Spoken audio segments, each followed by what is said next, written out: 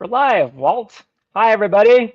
Welcome to another edition of Self-Publishing Insiders. I am Jim Azevedo. I lead corporate communications here and marketing at Draft Digital. And today, my guest is Walt Muscle. Welcome to the show, Walt.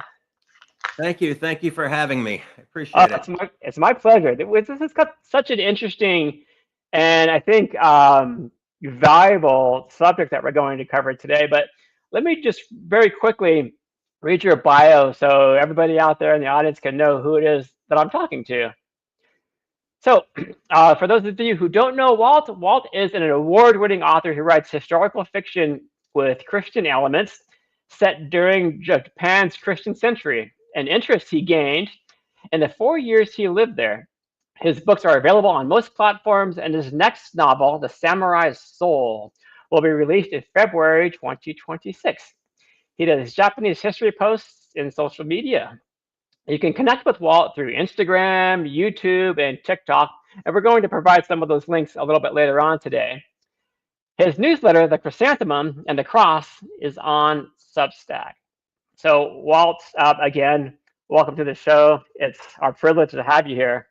Thank you. One more thing. I also do primarily for local churches and the civic groups in the area. I'll do lectures on things related to Japan's Christian century. I do a history of Japan's Christian century, and I recently did a presentation on Saint Paul Miki, Japan's most famous martyr. Interesting. So, I was watching a YouTube video of Japan's last priest that I thought was super interesting. oh So yeah, yeah, so I mean, folks, I'll put some links up a little bit later on, but it will send you down the rabbit hole. If you're interested in history, it's super interesting. But today we're here to talk about social media and how to build a social media following without necessarily, going viral. We've all seen the news stories of influencers who, hit a million likes for this, or hit a million likes for that, and that's not really quite necessary, is it, Walt? So today we're going to talk about how to build a successful social media following without necessarily going viral. Um, so, Walt, can you tell us a little bit more about what that growth journey might have looked like for you and how you started first using social media? um, the growth stream it was in fits and starts, a lot of plateaus, and it actually ended up being rather odd. Mm, I was trying to do everything, and I could not do it. It was too much. Um, so I decided to focus on a couple of things.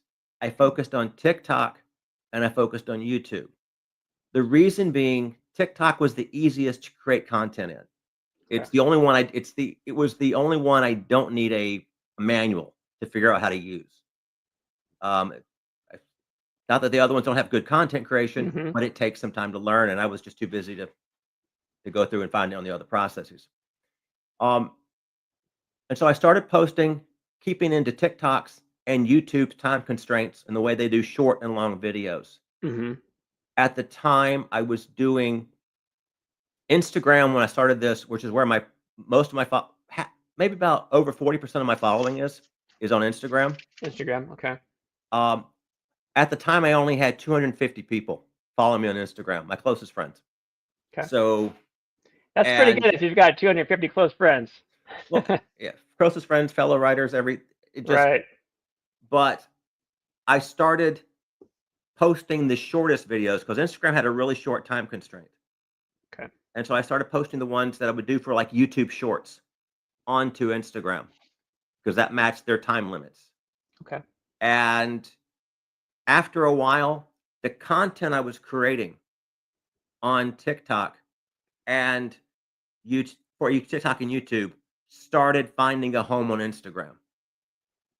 And so I went from thinking of Instagram as an afterthought to realizing I'm actually seeing a growth. And so I said, I can still create the content where I am, Hmm. but I create it with Instagram primarily in mind. Okay. Now, what was So that time frame roughly where you sort of realized that this is the better path for you? because you said something that's really interesting right up top was that you wanted to do everything at first, but then you realized no, this TikTok and YouTube seems to work better, or is that Well, your I better was growing path? there. I was growing there and just growing slowly. That was about a little over 2 years ago where it all started, and I've been doing this for Okay, years, and I okay, wanted to, because of my kids being in college and just being a dad, I was trying to do everything, but I was also ignoring actually writing. So I figured create a social create social media so that when I finally get that next book, the Samurai Soul, which I rewrote like 7 times, mm, before I got it to work. yeah, And I said, create a social media that I can actually present this to, since I most likely will be self-pubbing it. And from there, I started creating it, and then I realized some of what I was doing, which seemed to have I had a lot of contemporaries uh-huh, on TikTok and YouTube, but I had less contemporaries on Instagram. And so the content seemed to resonate a little bit better there. It doesn't mean there weren't Japanese history creators on Instagram. yep, It's just because of the time constraints that Instagram was using at the time. The more you've got 2 things you wanna do when you create a video. okay, You wanna get the reader to the first 3 seconds, because if you can get them through the first 3 seconds, then the algorithms all kick in, almost regardless of where you are. Um, and there's a little bit more liking and a little bit more draw, and then the real thing you want to do is you want them to watch to the end. Um, so easier getting the said 3 than seconds, done. easier said than done. I looked over some of my history in YouTube, and Hmm. my second most successful video has a 90% watch rate where they watched the whole thing. Okay, what's the length? Uh, What length of videos are we talking here? uh, in that case, that was a short for 30 seconds, but they watched Okay, 90% of people watched the entire 30 seconds. okay, this is valuable. Okay, Basically, a lot of people don't go most videos, you don't get through half. If you're lucky to get half, I know with Instagram, they're looking for that first 3 seconds, particularly out of non-followers. And so I see what's going on and seeing, did this work? If it goes, you get a hook, and they'll start sending you to non-followers. If it doesn't, then you've got to then it's gonna die slowly on the vine. okay, But one of the things you're looking for is not so much followers. You want followers. And one of the things that I've realized I haven't done as well, and I need to do better, is you want them to at least look at your profile. I get a lot of profile views, just people checking them out. Who am I? yeah, And I've tried changing it several times, and I just changed it again like yesterday on Instagram, putting putting the samurai soul at the top, and then the samurai's honor and the samurai's heart, hmm, uh, and saying, okay, buy this one now, buy this one now. This one's coming out in February, and that's a simple thing. What it just says historical fiction author. There's the books. It's I can say in previous things I've said, historical fiction author, Japan content creator, links to books below, okay. and you've got to point to a link tree or something. That's still making people click and click through and go here, and you got to click through again. So you maybe it's the title of the book. They know exactly what I'm doing when they see it. You're right, So right. that's I'm trying something new and hoping it works. So I've changed this, like I said, on Instagram. I'll be changing this on my other profiles to just basically have the books front and center. And I'm if I get the smiling. pro I'm smiling because I hoped you were going to say that. Like I tried this and I tried that.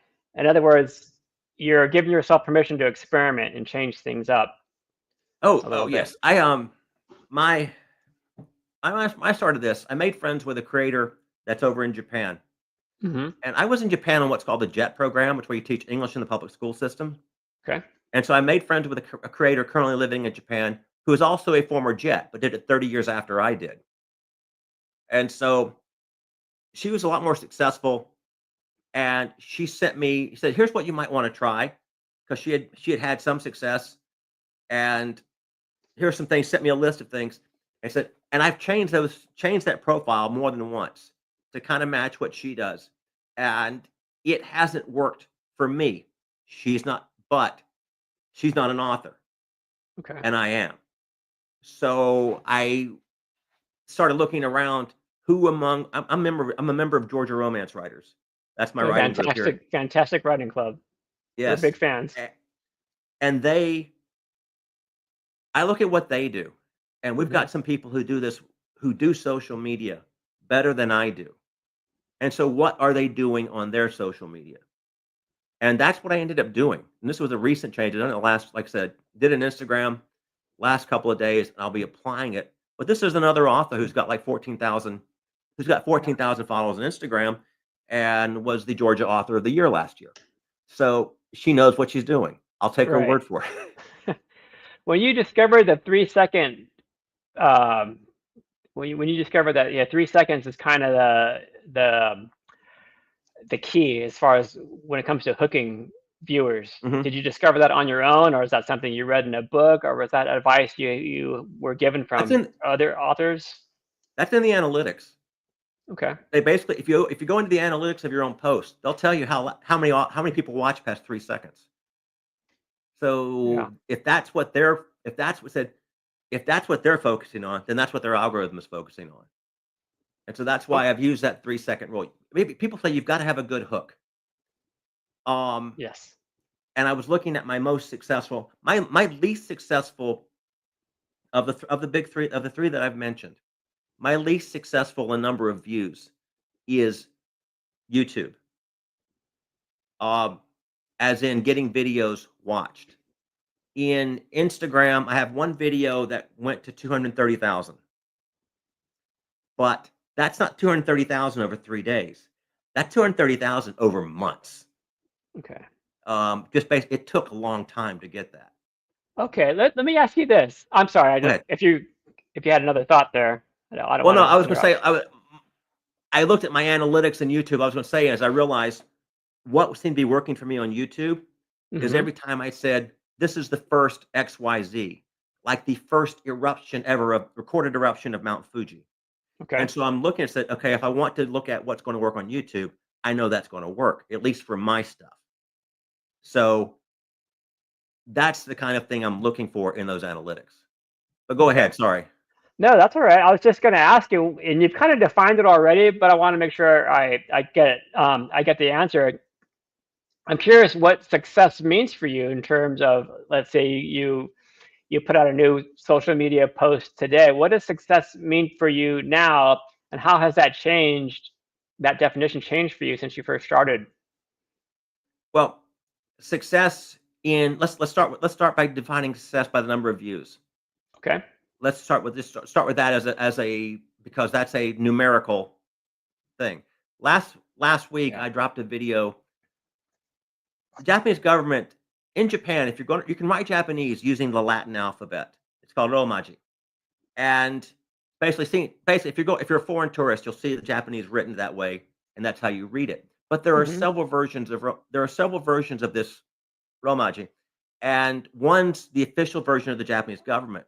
But there's a Okay. second one developed by an American missionary from the 19th century, and the first one's like a logical literary order to the Japanese syllabary. The missionary did something that was related to the actual phonetic pronunciation. And so the phonetic pronunciation is coming through, and the Japanese government may change to adopt more phonetic soundings for their letters. So when I dropped this video, I thought it would do really well. I got 3,500 views on Instagram, which is a decent view.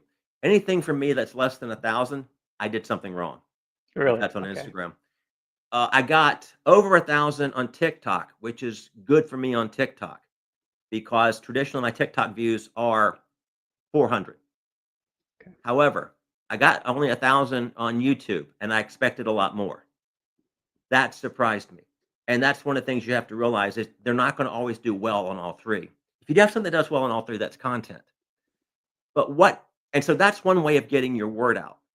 But what really comes through is how is someone commenting on what you're saying, and are you talking with them? Gotcha. And if basically that because that post created comments on, "Oh, I remember this system," or "I've used this system. Why does this system come into play?" And that was really good. But at the same time, on Sunday, I gave blood at my church, Hmm. and so I posted a picture of me giving blood with the um, needle syringe coming out of my arm and everything, and of Graphic course the content. canteen. Nothing to do with basically. This is just a personal thing. I've been giving blood for years. Uh, but the great thing about that was it inspired my post. I got like 1,200 views on that post, which is really good for a post of mine. They usually are less. And what happened was one of the people following me, and I followed them, was telling the story of how they were saved by transfusions. Hmm. They needed blood transfusions when they were born. And so Wow. giving blood to them was very important. And that's a story they're working on storytelling. But that type of connection, I'd only followed this person recently. They followed each other recently. I didn't really know them. But that type of connection is that's her story. The woman who commented is fascinating. Yeah. And she That's is trying to tell it. let's stop right there for a second because I Go think this ahead. is really important to underscore some of these points that you just made. If I'm hearing you correctly, well, views are great, views are important, but views aren't everything. And we've heard several times from authors that we've had on the show, just authors that we know from over the years here, who had this opportunity. Indie, as you well know now, indie authors have this fantastic opportunity to interact with their fan base. Mhm. It seems like so much more than traditionally based authors. But another thing that we've heard time and time and time again when it comes to social media is it seems like some posts take off more because you're not talking about your book, you're not trying to sell the next book or a pre-order or whatever. You just authors just did some random personal post. Could be about their dog or a new baby or something else, Yes. and then boop, it just takes off. And yours, you were giving blood. It resonated. It sounds like with your audience, and you made it. You're What able to make some of those personal connections. what I did regret at the end is I had a book on my lap, which I can read in the canteen, and the book was upside down, so you can't see the title. So the next time I give blood, because you can get blood every 8 weeks, the next time I give blood, I'm gonna grab a friend's book that I've yet to read, that's in my TBR pile, and I'm gonna have it face up. Because There you go. if I can get 1,200 people to see the post, it's like average helping a friend with their book. Because writers are readers first, Yes. and you want to read good stuff. And I've got a lot of my friends, wonderful authors, and I'm doing everything I can to get to their books. I've got a huge, like we all do. You have one, I've got one. We've all got a huge TBR pile. Yep. And that's So another thing that we try to encourage authors to do is that collaboration with your fellow authors, especially authors who are in your genre, because the whole two heads are better than one. Where especially when it comes to promotions, if you could promote each other's books, because your authors, your readers aren't just looking to you regarding your books. They trust you, they know you, they like you, and if you are recommending another book for them to read, they're going to be all over it. and views are still important in the fact that the more views you get, the more likely someone's going to look at your profile. Hmm. But in the end result is to have them look at your profile as an author. These are the books I have. And does that draw them interest into checking it out? And Absolutely. that's where I haven't, and converting that is where I haven't done a great job. And so I'm trying to revamp things the way I do with the book that comes out next year. Perfect. I want to bring up a quick comment here, Walt, Go from ahead. one of our viewers from Layla Rose. Hi, Layla. Layla Hey, Layla. says, Layla says, honestly, a lot of readers do want to connect with creators and authors these days. So I think personal posts can really connect with audiences. I would What? agree. If, like I said, that blood drive story, I'd love to see it when she finally when the author I think her name's Bethany Wilson, when she finally releases it. Yeah, I couldn't agree more with Layla's comment here too. We've seen it so many times. Now, Walt, with you and your books, you've got like such rich visual and historical context to your books. How do you translate that into what you post out there on social media? Like, how do you choose what exactly you're going to post?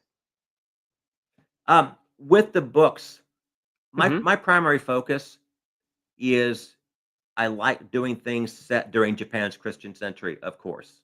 Okay, Uh, and if I may talk a little bit about religious history, sure. Francis Xavier, who was the first Catholic missionary to come to Japan, he's tried when he first came to Japan. He tried to preach the faith, and it went almost nowhere. He got a few converts, not much. And so, but what he ended up doing is he changed his style. He realized the Japanese populace was very educated, and he was knowledgeable of surveying, mathematics, astronomy, and so he would teach those subjects to groups of people who were interested in learning about that, and then they would learn about and then they would be willing to listen to his story of his faith. And so you can't just say, "Buy my book, buy my book, buy my book." You're right. Yeah. You've got to present something that's of value. No advertisement, no nothing. And this is stuff that's important to me. Japan's Christian century is important to me, but there are also other areas as well. Uh, One area that I find that does really well is ancient Japan. Granted, it has nothing to do with what I write, but Hmm. it's a fascinating topic. Uh, my most success, my most successful, and I mean ancient and really prehistoric. Uh, my most successful video on TikTok I did 2 years ago. It got maybe 50,000 views out of the gate, and then it just went nowhere. I said, "Hey, it's Hmm. a phenomenal video." And then the algorithm rediscovered it. It's picked up another 130,000 Wow. in the last 12 months. It was on a dinosaur discovery. So it's a 2-year-old video. It did really well when it came out, and then it stopped. And then you've got 2 years later, it suddenly got rediscovered. And so people are looking at my profile, they are following me, they're learning about the books. It has nothing to do with what I write, but that topic, Japanese mythology also works. An ancient sword discovery worked really well. So that those topics which are out of my which are out of my not that I Sort of have out of your I'm wheelhouse. gonna it's out of my wheelhouse. I'm saying out of my realm of expertise. Yeah. It seemed to do really well, and then I always get surprised by what doesn't do really well. I posted a video last year about a geisha telling off Babe Ruth, and that one did not do well at all. Yeah, and you would think that it would. I want to bring up a You quick would think comment here so. from Nigel because it's kind of right along the lines of what you're talking about. Hey, Nigel. Nigel says, I have doubts about the value of posting on TikTok. Does it really convert to sales unless you are already mega famous? And a point that you just made, Walt, was about the value of the post itself, not necessarily sales, but I don't want to speak for you. What do you think? I won't disagree with him. Hmm. But there are people who do take there are TikTok authors and there are people who take off on that. But what you're doing is, can I get them to look at my profile? I've got hundreds of profile views and they see what I'm doing. Hmm. But it's like that change in where I'm saying, okay, here's my books. Here's a list of my books. Uh, do these people go forward beyond that? I mean, I get checked. My most famous comment on TikTok, I have a comment that I made on somebody else's post, has like 8,000 likes and it actually draws a lot of profile views as far as I can tell. And it's where autocorrect did something that I didn't expect. And so it was I made a mistake because of autocorrect. And so Oh, people laughed because I got something wrong. And I yeah. laughed and yeah. And I wrote down, I said, yeah, you're right. I said, autocorrect and still on my first cup of coffee. Guilty. But my willingness to say, yeah, I screwed up. But type of people, that type of personal image makes you I guess, reachable to people. Um, Yeah, it's so like a shared it's humanity that. it's a shared humanity, but you also just have the fact that people making friends online is different from making friends in your everyday life. And so you wonder there are new lines being drawn, new things being drawn, uh, in how you get along with people. I've got a good friend who I met on who I good on I'm on TikTok who does Mesoamerican history. Mhm. Nothing to do with what I do, but his posts are phenomenal. And so I always love he's always posting these artifacts. It's great stuff. And Oh, so interesting. you get to know people that way. That's what he likes. I like Japanese history. He likes that. So we've had a few exchanges I can on just imagine the connection between you 2. yeah. Yeah. And there's the one big connection is his screen name is a famous Aztec historian who was the person who recorded Japan's first visit to Mexico. So Interesting. it's all written in, and I cannot remember the name of it. I cannot remember what the Aztec language is called.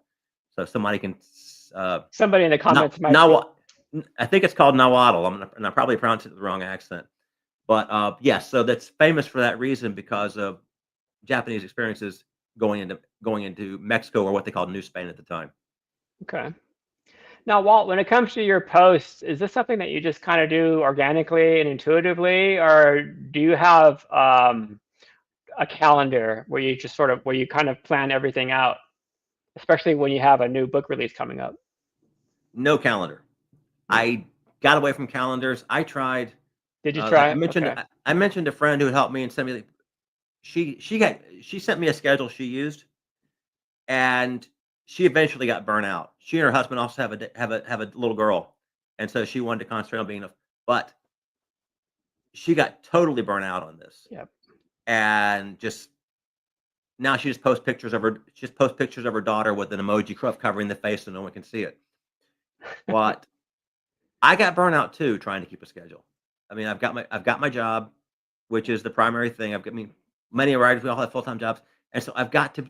It becomes an issue of time. And so what I focus on is I read a lot of Japanese history. If I find something interesting, I will post about it. When I get to the next book, I'm going to be posting about things history related items that are in the book.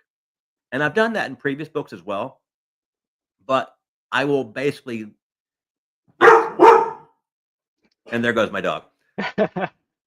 Um, hold on. Not so bad. Not so bad. We were talking about our dogs, everybody, before we went live, and we both have big dogs. I'm just telling everybody, Walt, that we were talking backstage that we Mhm. both have big dogs who are may possibly erupt right in the middle of this. I knew It's mine okay. would, and he did. Live broadcast, you gotta love it. I know. He'll be back in a few minutes as long as he doesn't knock over the lights. That's okay. We've seen it all. Yep. I wanted to ask you too. So we're talking a little bit about. I'm so curious about just your strategy because so many authors are chasing virality, um, and your followers seem to have grown just more steadily over time. Can you pinpoint any strategies that you've employed to kind of help you with this consistent growth over time? My dog is back already. That's okay. um, the strategy is scripts. I have to go with this. Basically, I mean, you have several things that can get you going, but for me, it's a content driven and it's a script driven. So I'll write a script. Doesn't take long, but it's the biggest part of what I do. And then it's Mm, also a modular script in okay, that because certain it's less so.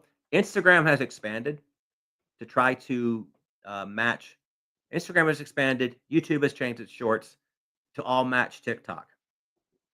And so it's less important than it used to be, but there are pieces that I can drop out, that I can make the gotcha. video, film it, and then I know this is for lack of a better word, I know this is a little bit of backstory. I think it's interesting, but I also know I can drop it and cut it and getting the video under a minute, under 30 seconds.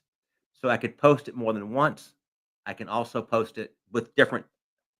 If you look at my TikTok, you'll see things with different titles: short version, long version, Hmm. and that's what I try to do. Okay, that's really good And advice. so you basically you have the script, and then once you, as long as it's good content, as long as it starts with a good hook that gets you past those 3 seconds, that's the best thing. I mean, dropped I dropped a video about this meeting on my on Instagram and on TikTok last night, and I woke up this morning and says, I could have done that better.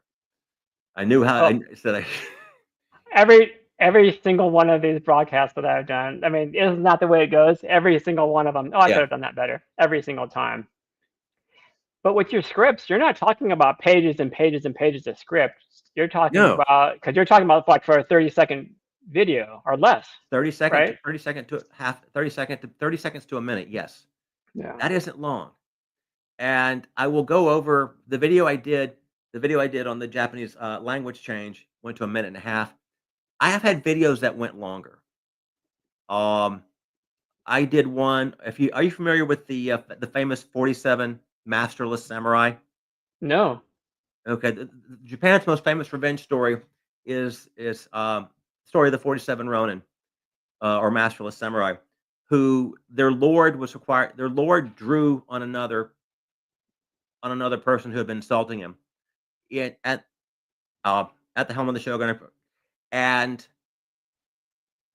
they were required. He had to. They were the lord was required to take his own life Hmm. because of what he did. And revenge was forbidden. So these 47 guys basically went into hiding for 18 months and made themselves look slovenly, dissolute, everything they could to make themselves look like they'd given up. And 18 months later, they celebrated December 14th because that was the actual date. It was the 12th month, 14th day of the 12th month on the lunar calendar, but it was Hmm. actually in January. And they basically attacked. They warned the people around them. It says, "We're not at you. It's our beef is with him," which is amazing. They So found the guy. interesting. Yeah, and they fought it, and they took care of it, and then they were allowed to. They became so famous that they were allowed to take their own lives, um, as to honor their lord, and so they were buried near their lord at a temple called Sengakuji. Um, and that's like I said, Japan's most famous revenge story. And so I did a video on that. It's like 6, 7 minutes long. I originally brought that's why my point here. And so I made it in I made 3 2.5 minute videos because YouTube, I mean, TikTok, you only used to let me go 3 minutes. They now go 10. And then I put them all together and released it on YouTube. That's a very popular video for me. It has nothing to do with my books, but it's a story everyone loves. It's fascinating. It truly So is. I want to ask you, well, actually, I'll bring up a question here from one of go our ahead. viewers. I think it's perfect. Tom, hi, Tom. Tom asks, what if you don't feel very sociable to make social media posts? Yeah, what a universal question. But I mean, a lot of us are sitting back here, total introverts, can't even imagine filming videos of ourselves and posting it somewhere publicly. Well, find something that you're okay with. Like, I mean, that's what I would think. Like the blood drive. The phlebotomist, the guy who took my blood, Hmm. very happy to take a picture of me, and take a picture of my arm, and they know that I'm publicizing. That has nothing to do with books. That has nothing to do with anything. But there is a huge need. I mean, I think I put in the caption. By the way, there's a huge need for negative blood. A negative, B negative, O negative, AB negative. Those are all in heavy demand. And there's these new things where they are doing red blood concentrations that they can put on ambulances for people who need it. And so that's fascinating stuff to learn about. And so if you've got something like that that you just find interesting, like I said, that has nothing to do with my books. Though I did mention, like I said, next time I'm taking a friend's book and having it face up so people can just see it, see what I'm reading. But I would say find something that you are fascinated with, even if it's a picture of your dog. Hmm. Even it's just, I mean, I used to, when I started, I would post pictures of my dog fetching in the backyard. Not really big, but everybody likes it. But a lot of people like dogs, so that worked. It got me started, Right. and then everything you post on there, and then a second thing, you're going to a lot of it's not going to be professional. There's a push toward being professional. There's a push toward AI. There's a push toward uh, these all these high quality things, and it depends how much time you want to put into it. I'd rather get back to writing. Yes. I waste. I don't say wasted. I spent too much time on social media when I should have been spending more time on writing, and I should have released this book 2 years ago. Let's be honest about it. That's a fantastic comment. And it goes back to how we started the conversation in the first place, where in the beginning, you said essentially, I was trying to do everything. Then I limited it down to TikTok and YouTube and Instagram. And it's not me I don't do anything in others. What I do as a social media post, like a post versus the videos, just to post a picture on Instagram, I will also do on maybe Twitter, and Okay. also I've recently started doing Threads, the Instagram version of or Twitter X, whatever you want to call it. To me, Twitter is I still call it Twitter. To me, Twitter is a sports bar. Um, It's a good way of describing it. I go there. I, I Complete don't with go there fights and to everything. yeah. I don't go there to have a real. I don't go to there to have a book discussion, though I will post about friends' books and post about things. But it's me more following other people. My interaction on Twitter isn't that much. But I go there. I've got friends out there, and I watch what they do, and it's Hmm. fun. And then you've got Threads, which have just started, and I can post the same things. And I refer to Threads. If you remember George Bush 41, his Hmm. famous about a kinder nation in a gentler world, which Hmm. got basically morphed into a pre-meme type meme. Everything is kinder, gentler, and they're making fun of it. And so basically, Threads is a kinder, gentler Twitter. That's all it is. Yeah. What are some myths about social media that you've sort of learned to ignore over time? I'm not myths about social media, but maybe myths, um, specifically myths about social media growth that you've learned to ignore. I'm not Like, spend I'm me, I'm not gonna spend hundreds of thousands of dollars chasing the next thing. okay, It's not important to me. Now, I'm not s there are people who do this, and uh-huh, that's important to their business, but when I am not if I'm not producing enough books, if I'm not writing enough, then I'm sabotaging myself. Um, when I look at what I do for writing, one such of an the things excellent I point. one of the things I think about is I'll turn 60 this year. Now love my job, very happy doing my job, and I'll be doing it for a few more years, hopefully. But eventually, when I retire, I'd still like to be writing and still like to be going using social and selling. So basically, I need to create more books. I've got still got stories in me that I want to tell, and I can't do that chasing the next big trend on social media. I've got to write, and I've got to. I'm still upset with myself for how long I took to finally get to the book that's coming out next year, and I'm halfway through the book that's coming after it. I've I'm got laughing halfway because you drafted. sound like every other guest we have on here who's feeling guilty about not getting that book out quickly enough to Yes. satisfy their readers because you love your readers. Yeah, like, I love what I do, but, it's but that's what I'd like to do, so whenever I do retire, I've got this, I'll probably do more trying to get more out there on doing the presentations that I do on Japan's Christian Century.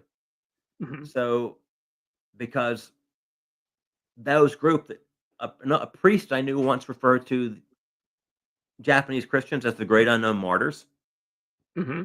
And so there's a story there. But there's also a story in the Europeans that came into Japan and found it to be so different, and the mistakes they made in me in learning about the Japanese culture, and what eventually, I mean, Christianity was banned for 250 years, roughly, in Japan under penalty of death. So what what happened? How did we get there? Yeah, And then the stories of all those people who did their best to preserve their faith through those centuries. it's fascinating stuff. I'm going to bring up another comment here, and this comment's going Go to ahead. lead me into another question that I've got for you. So the comment is from, if I pronounce this correctly, uh, Perizit. Per, I'm not sure if I got that right. Anyway, Let me the, see. the comment is creating micro communities of loyal readers on online platform through consistent, authentic engagement. It's about building true fans who genuinely care about our work. I would agree.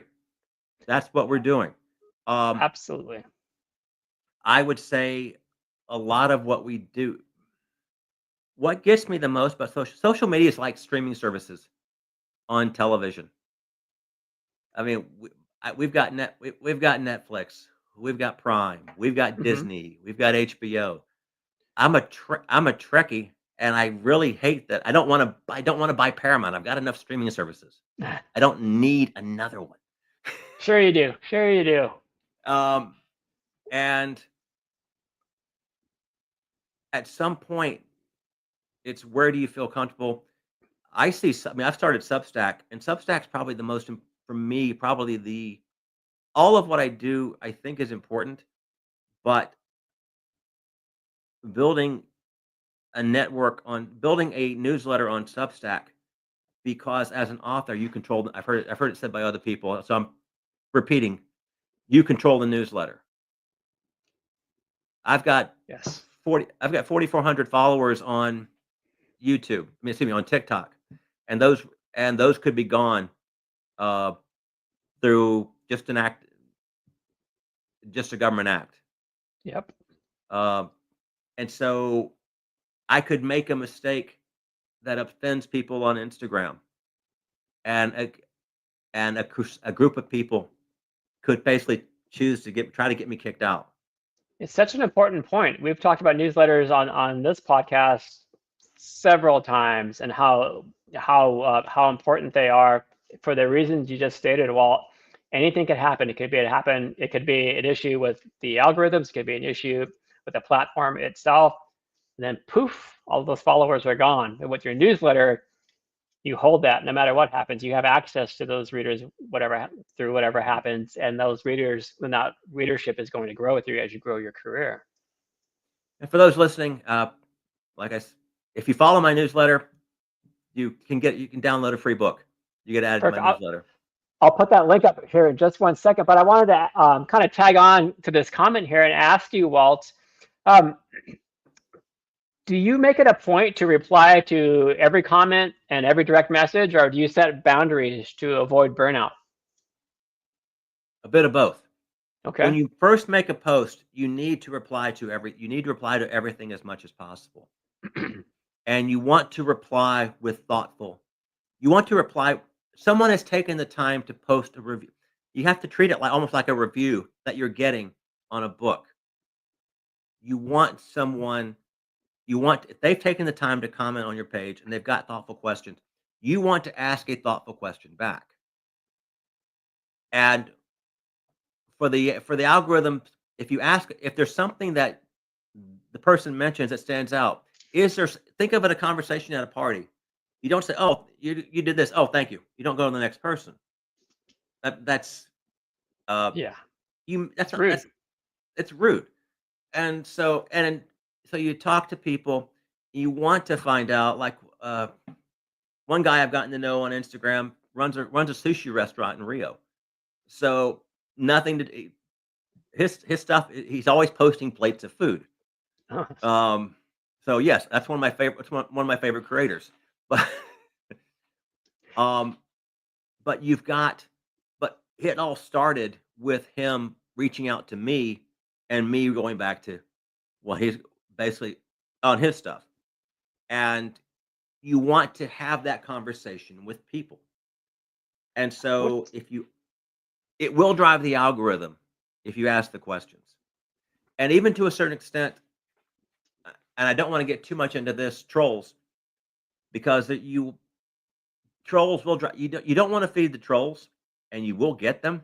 And I've had to deal with anti-Catholicism and racial and sexual derogatory comments for various reasons. And of course, the favorite of all is people correcting my history. Mhm. Do I make mistakes? Yes. But do people have wrong ideas? Yes. That's I got to love be being the people. bane of historical fiction writers, I would imagine. Oh yes. I love it when people correct me on things I never said. I think the first Yes. time it happened, I said, "Thank you for telling me something I didn't discuss. Good luck in your future career in politics." And it really ticked the guy off. Now, Walt, let me ask you this though, because we're almost out of time. I want to ask you, when you make a social post and you do engage in the comments, answering a question Mhm. or responding to a direct message, is there a specific timeline? Like is it 24 hours? Is it 48 hours? Is it a week or two? Or do you always make it a point to look back and respond? I mean, is there some, I It don't know, depends. some mythical line that you're just like, okay, that's enough of that one. I need to move on now. It depends. A lot of times I miss it. Ah, And and not that I have that many comments, but things don't pop up. Particularly on YouTube, the comments don't pop up, and I don't see them. Because if they're responding to something that's already been said, YouTube just sort of cuts you out I think there's a setting I've never done that. Or I might get several comments and I just miss one. ah, And I'll okay. find it later and I'll apologize. I found within Instagram a series of messages very thoughtful that Instagram had been hiding from me some as much as 2 years ago. Yeah. And one was from a Japanese student who loved my history. Oh, wow. Um, That's gotta and hurt. I said, and I, but I finally, I saw the note and I said, I'm so sorry. I just found this. And the response, they sent me a very heartfelt message. Thank you very much, Sensei. I always enjoy what you do. Oh, Um, so that's out there. If you can respond, then you want to respond. Um, and especially if somebody took the time to write something that's got a little bit of meat with it, even if it's old. yep. Um, you it does work out where you do want to say something, and I try It, to. I do get burnt out on it, and I start missing things. But yeah. You're human with lots of things going on. You're writing you novels, are, you've got your full-time day job and your family. and social media is a huge time waster. Yes. Let's be honest. And part of what you do in being real is going on other people's stuff, not just Part one, the friends you know, or the friends you have you developed. No, the friends you know doesn't make sense. The friends you developed, and you're seeing what they do and promoting them. But also, there are things that just you want to follow. Yeah. Larger creators who you just like what they do, and they've hit it. You can comment. There's never, but it's just interesting. Like one of my favorites is this woman who does Tolkien related posts. Uh, and Yep. I've commented on her stuff several times, but she gets hundreds. She's only once ever commented back to me, and that was actually in the last week, and that was because I made a Tolkien reference to what she said. I can imagine Uh, she can get lost going down the she rabbit hole does. of, yeah. Yeah. I want to let people know where to find you. So, is this the best place to send our viewers, Walt? Your That will website? work. If you go to the website and then click on the newsletter tab, it will show you a way to sign up for my newsletter and download a free book. Okay. Um, Oh, excellent. Let me just read this back very quickly for those who aren't watching, who are listening to the podcast that we're going to post later. That's waltmuscle.com. That's WALTMUSSELL.com/newsletter. And if you go there, they can download a free book. They can download a free book. You will join my newsletter, The Chrysanthemum and the Cross. Love to have you. I post roughly about once a month because I don't want to inundate people Mm-hmm. with what's going on. I don't want to. People get newsletters all the time. But one of the things you can do, and one of the things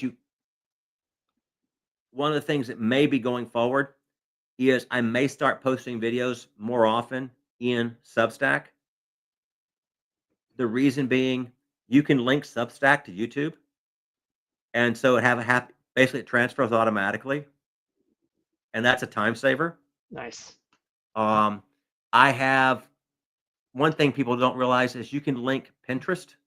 I have a Pinterest. I don't have many followers, but I get a few thousand views every month. And so what I'm doing is having my Instagram videos automatically upload to Pinterest. And so we are fans of automation. Automate where you can. And so that's some of the things you're doing. So it doesn't take any more time. I did one thing, and I occasionally have to make sure that I have to reauthorize the link, but that's about it. I don't spend a lot of time in Pinterest. At my last writing convention, I took a class on how to make Pinterest better work for you. You're still working through it? Still working through it, yeah. Yeah, aren't we all, though, with everything? We're at time, and so I don't want to cut you off. I think I maybe got through half of the questions I had for you, but I thought that this was really valuable. If you're watching or listening, and if you thought that this was valuable for you too, if you could do us a favor and share this episode with your friends and subscribe to our channel if you haven't yet, we would really appreciate that because it helps us get the word out and attract experts and guests just like Walt to come and visit us and give us their expertise. If you want to know about future episodes of Self-Publishing Insiders, simply go to dddlive.com and bookmark that page because every week you will be able to see who the next guest and what the next topic is going to be. And finally, if you're out there in the world and you are investigating self-publishing, perhaps for the first time, you can sign up for our free Draft to Digital account simply by going to draft2digital.com.